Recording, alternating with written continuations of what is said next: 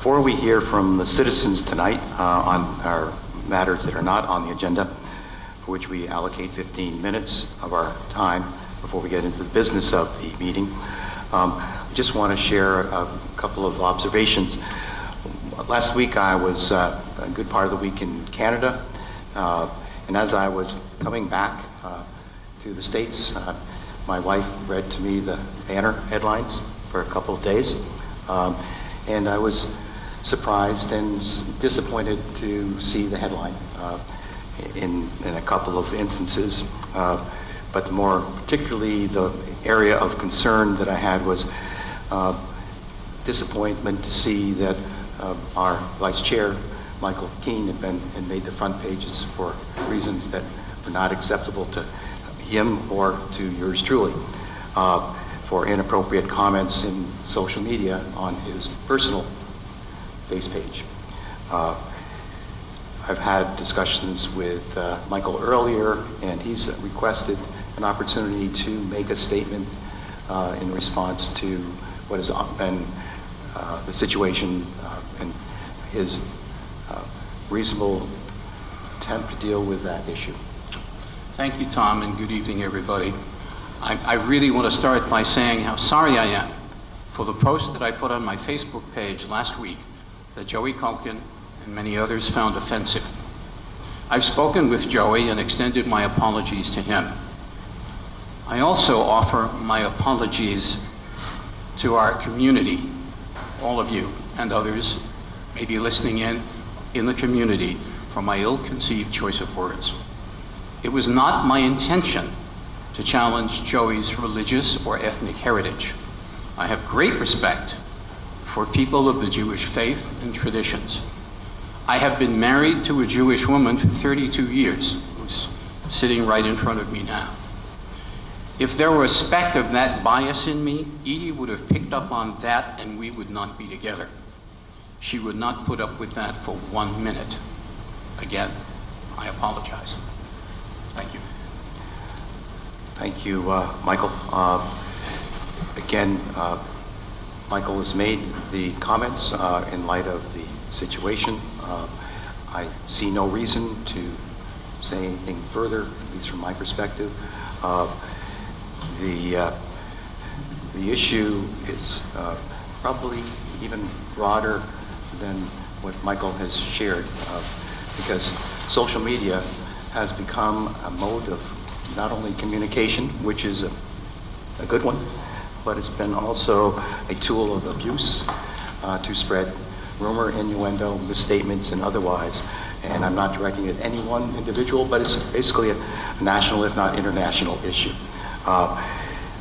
There's little that we can do other than to say, you know, come on world, let's use some common sense. Remember the fact of we used to talk with each other.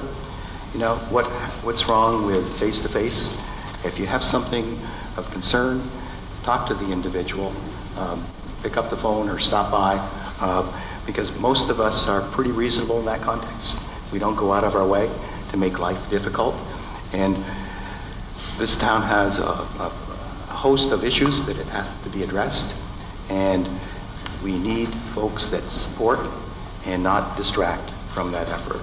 And that's not a soapbox, it's just a fact. For those of you who don't know me, my name is James Loudon. I am a lifelong resident of Bennington. Thank you, Tom. Sure.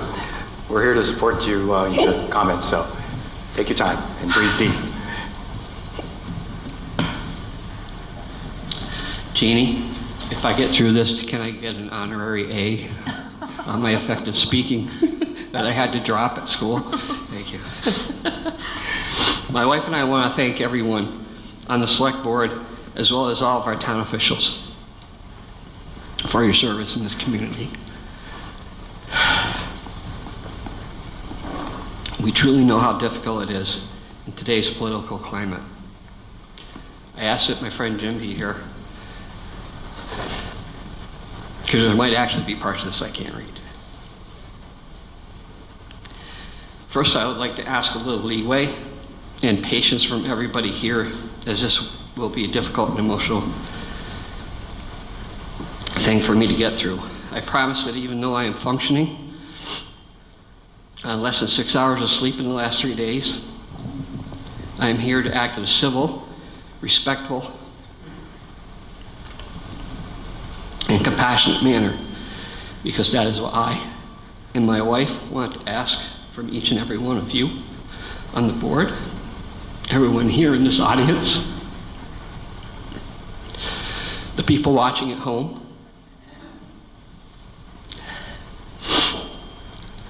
and the rest of the people in this community. We have to return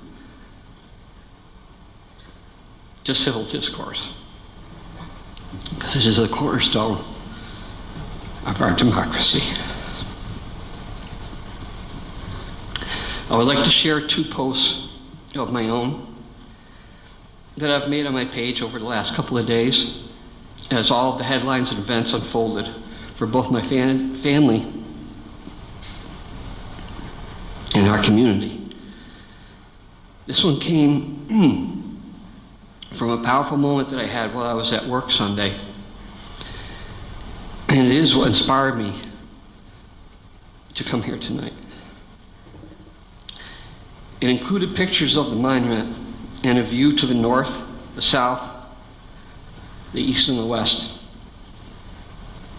And my post read,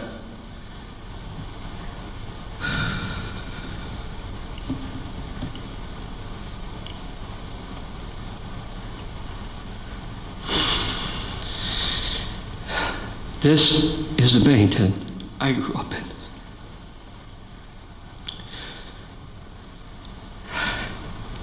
Reflecting today, while at work at the Bennington Battle Monument, on the beauty, majesty, and strength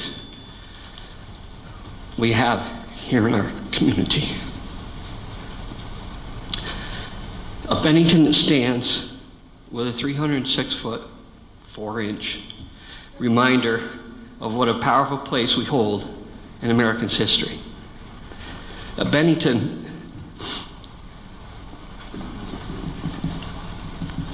where our neighbors watched out for each other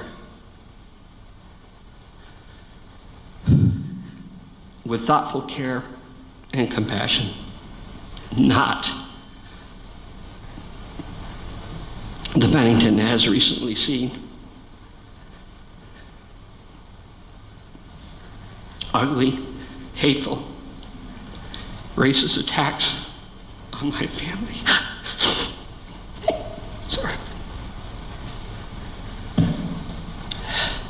Not the Bennington that has seen public elected officials, and not just one, display some of the same or similar behaviors toward its own citizens. This needs to change.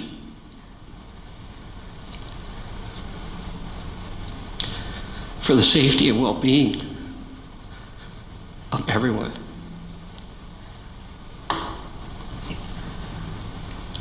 My main reasons for being here tonight may seem like they are not connected, but I will connect the dots for you. First, I am here to make you aware that true hate is living in our community, the scale of which goes beyond the comprehension of most of us who live here.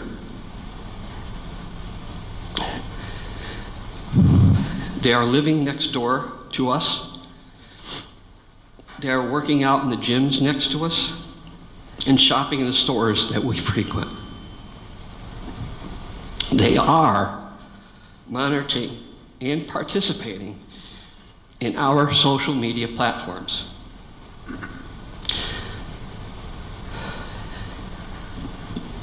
They are members of neo-Nazi and other white supremacist groups.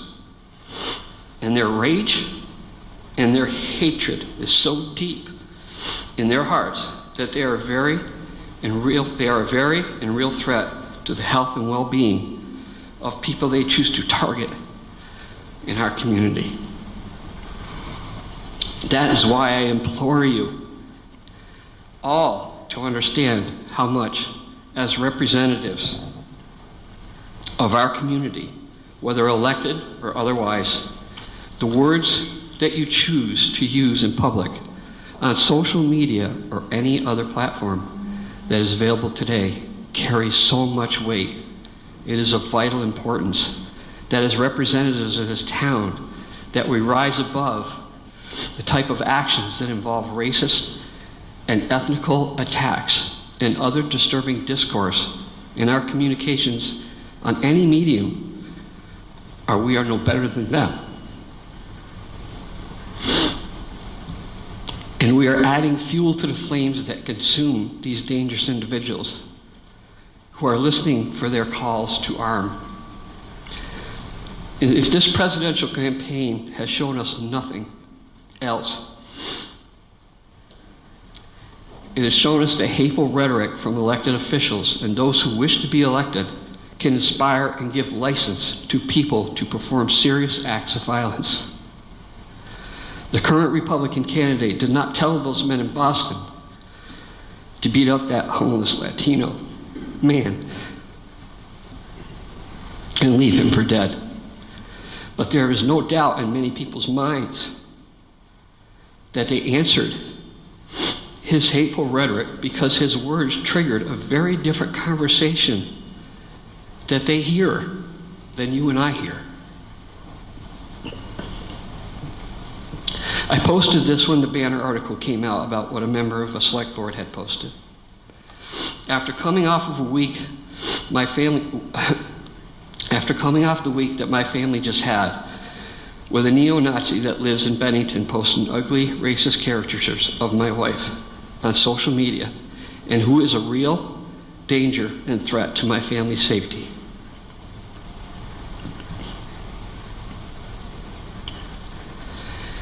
It was devastating to see in the Banner today that a local elected official made similar bigoted posts about a local citizen. Knowing this person is not a dangerous man, like the person behind my wife's attack, does not make the post okay, especially because he is a representative of this town and is supposed to be a leader of our community. I, as well as my wife, reached out to this board member personally and admonished him severely for what he had done. I told him that his first apology for this action was weak and it seemed very insincere, and I suggested that he step up and do a much better job. I informed him that due to the very real danger that is currently present in this town, he could very well have made this citizen, as well as his own family, a new target for these people. He heard me, and he responded very positively. I would like to close with a quote from my wife. This will probably be the hardest one to read. This isn't about political correctness, nor an attack on freedom of speech. This is about openly identifying, calling out, and correcting hateful actions and words. These acts are part of a continuum of bias and discrimination. We each have an obligation as members of this community to take direct action.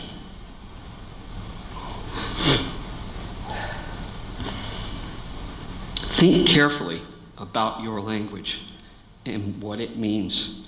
No matter how much we oppose another person's ideology, politics, or personal behavior, it does not, nor should it ever give license to use bigoted actions or language to level our disapproval. This type of behavior has no place in our community. We trust that you as a board and leaders of our community will handle this matter appropriately and with the correct measure of discipline to ensure that members of this community who are watching you will know and see that you see this type of behavior as completely unacceptable. We hope that you will do your best to ensure that this doesn't happen again. And if the board and the town do not currently have a social media policy in place, we strongly recommend you research what other municipalities have in place and enact one as soon as possible. This is BNN, the Bennington News Network.